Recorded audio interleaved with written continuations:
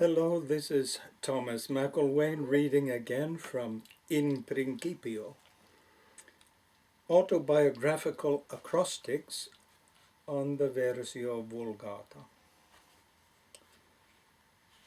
I'm taking the second verse, Genesis 1 and verse 2 this time.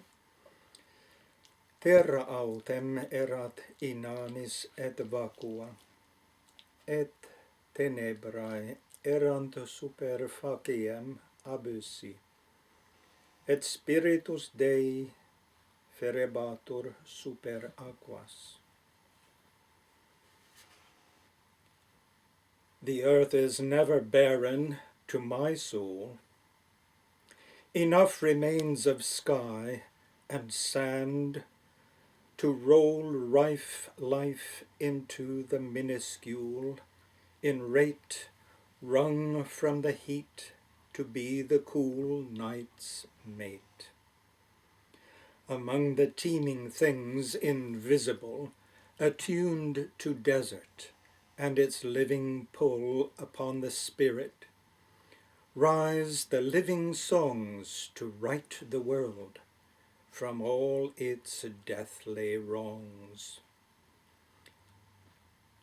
Each spirit, in the playful breeze I know, makes universes in an undertow evoked by stillness, as though change were slow, revolving on a changeless painting's glow. Although the darkness may creep on my eye to take away my gladness with a sigh, I still find light beneath the tapered world, new wakened in my inner temple curled. All earth through teeming emptiness unfurled neglects, no doubt, the void. Only the heart I lift up to the heavens for my part, so secretly and tamely takes the void entire to keep anxiety employed. The mark of bird and beast too has its fear vexed with a worried eye, without a tear attached to cheek, like stone. So faithless I come to abundance here beneath the sky, unable to sink in the nothingness, attached to joy and wonder. I confess enough with Gautama. I stay to bless the fire beneath the deep. I still caress the breezes with a face unscarred, and dress each moment with the love unbidden here. No wealth of my creation shall appear eternal, yet I cannot quite sustain belief in the wind and the slanting rain run on the face of waters as divine. All may indeed be godly in the fine. Each breath of wind the spirit to resign simply resolves in the Creator's will. Utmost attempts at faith retard me still. Perhaps the spirit on the waves is God etched bright, but to my seeing just the sod remains to blossom exquisitely here.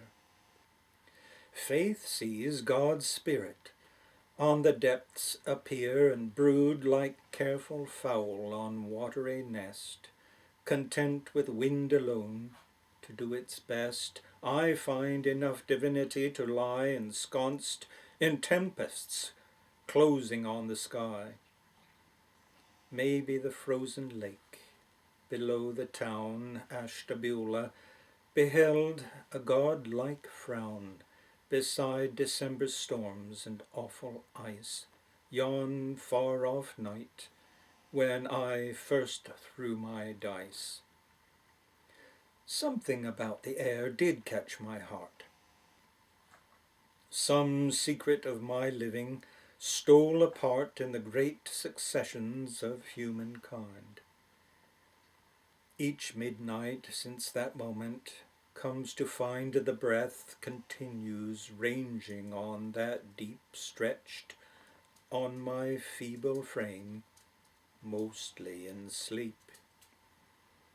Pitted against the frost and inland sea, I think the helpless child that I must be rests with each breath in the divinity. I shudder to think how a babe survives the cyclones of divine breath on the lives unduly swept into the worldly course, sanctioned by trial of fitness in divorce, demanded by birth into this lark world. Each lives to become, at last, one impearled. I lift the offering with a first cry flung from Holy Spirit-battered tongue and lung, encroached upon by circumcision's knife. Resolved to be a consecrated life. Emerging from the tomb of womb, I share both plaint and praise with people everywhere around the globe.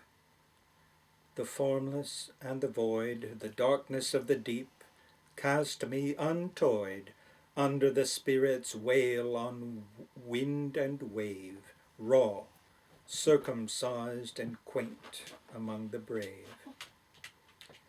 Search me, beloved Creator, if you will, under your sky undrawn, and search me still, perched on precarious breath to breath, and find enough of doubt to save me from the blind regard that time and space impose on me, and from its bonds at last not set me free, quite stark and vengeful, groping on the shore until daybreak, but show me all the more a vision of delight, in transient plight, sunk in the chains of being and of night.